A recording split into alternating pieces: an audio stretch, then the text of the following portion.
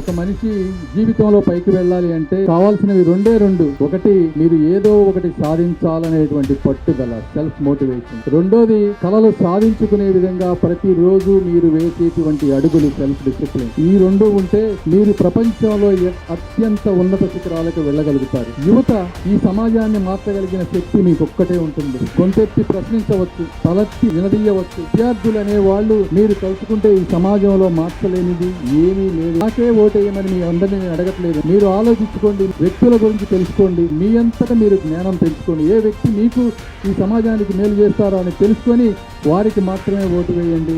ప్రతి ఒక్కరూ ఓటు వేయాల్సిన అవసరం ఉంది. మీరు ఓటు వేయకపోతే ఈ సమాజం మారదు.